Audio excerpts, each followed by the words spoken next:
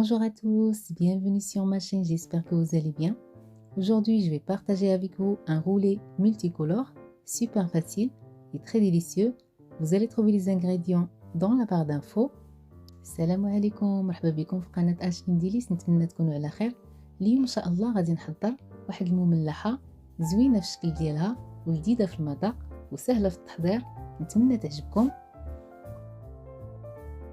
وبالنسبة للمكونات pour les ingrédients غنحتاجو الفرينة، لا فارين، زيت الزيتون، l'huile d'olive، البيض، لي زو، الخميرة الكيماوية، لا ليفور شيميك، الكريمة السائلة، لا كريم ليكيد، الملح، لو سيل، وغنحتاجو الفرماج، لو فروماج، التحميرة، بابريكا، المعدنوس يابس، لو بيرسي. خديت 3 ديال الأواني. J'ai pris 3 bols. Je vais séparer le blanc du jaune. غادي نفرق البيض على الصفر، وفي كل إناء غادي نوضع فيه 2 ديال الصفر ديال البيض.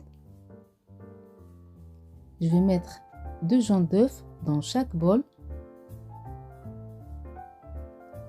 نضيف ليهم 2 المعالق ديال زيت الزيتون.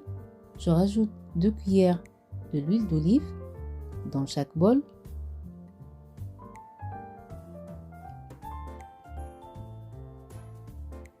نخلطهم واحد شويه. Je mélange un peu. نضيف 2 المعالق ديال الفرينه. Je rajoute 2 cuillères de farine.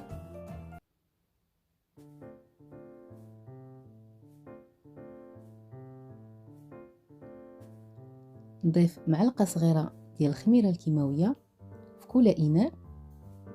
Une cuillère rase de levure chimique dans chaque bol.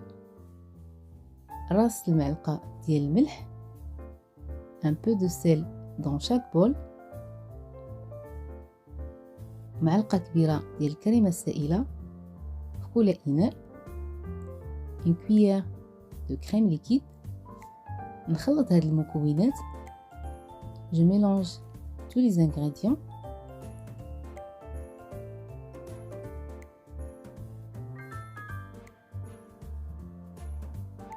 بالنسبة للفرماج والبابريكا والمعدنوس غادي نستعملهم كملونات ومنكهات في نفس الوقت.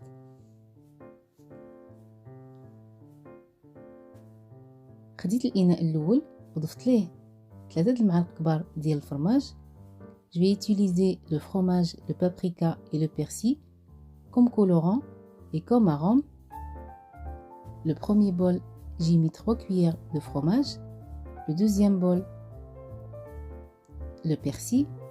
الإناء الثاني وضعت فيه المعدنوس. والإناء الثالث غادي نوضع فيه 2 معالق كبار ديال التحميرة. 2 cuillères de paprika dans le troisième bol. بالنسبة للمعدنوس تقدروا تعوضوه بالسبانخ. Vous pouvez remplacer le persil par les épinards. نخلط هاد المكونات مزيان حتى ينسجموا. Je mélange bien tous les ingrédients.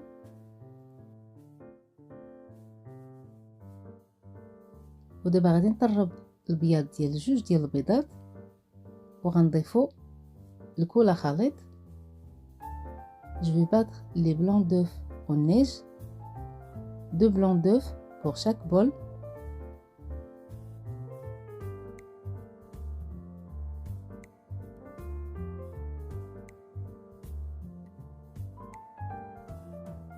ودابا غادي نخلط البيض ديال البيض مع كل عجين غير بشويه باش ما يهبطش ليا البيض ديال البيض.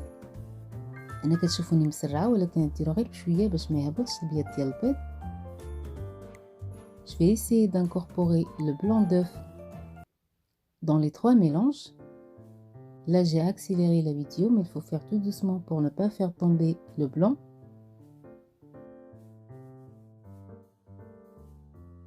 خديت واحد البلاك ديال الفران وضعت عليها الورق ديال المطبخ ودهنتها بالزبده. Dans une plaque, chemisée de papier sulfurisé beurré. je vais alterner mes mélanges. كما كتشوفوا معايا في الصورة كنوضع الخليط الاول وكيبقى من طبيعة الحال توضعوا الالوان على حسب الذوق ديالكم.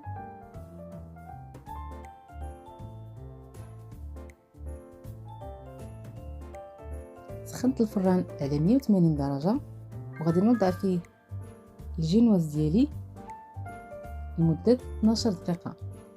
J'ai préchauffé le four à 180 degrés. Je vais enfourner ma génoise pendant 12 minutes. من بعد ما دازت المدة خديت واحد الطرشون فازك ولويتها فيه بحال كاع لي جينواز. Après cuisson, j'ai roulé ma génoise dans un torchon humide وغادي نخليها حتى تبرد مزيان تقريبا ساعة. Je vais la laisser refroidir à peu près 1 heure. من بعد ما دازت ساعة خديت الفرماج الابيض، انا استعملت فيلادلفيا، تقدروا تستعملوا فرماج ديال الدهن. Je vais mélanger le fromage à tartiner type Philadelphia. Je vais le mélanger avec le persil. نخلطو مع المعدنوس الطري، تقدروا تستعملوا ciboulette. Vous pouvez remplacer le persil par la ciboulette. نضيف ليهم الملح. Je rajoute le sel, le poivre, الابزار. نخلط مزيان، نوضع الخليط ديالي على الجينواز. J'étale ma garniture sur la génoise.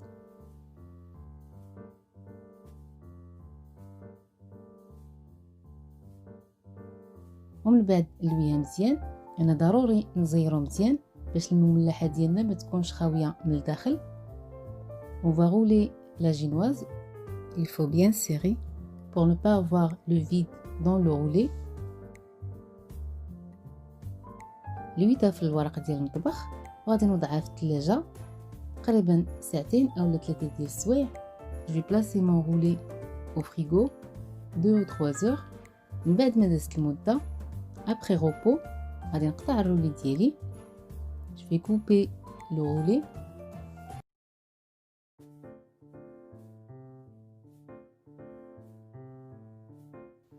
وقدمته بهذا الشكل هذا.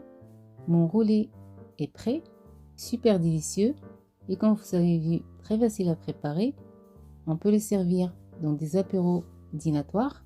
المملحة ديالي وجدات كما شفتوا معايا سهلة في التحضير وكتجي لذيذة في المذاق والشكل ديالها حتى هو رائع.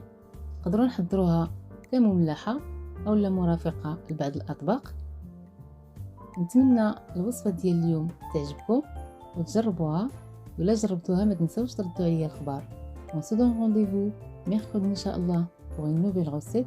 نتلاقاو ان شاء الله نهار الاربعاء مع وصفة جديدة. دمتم في رعاية الله والسلام عليكم.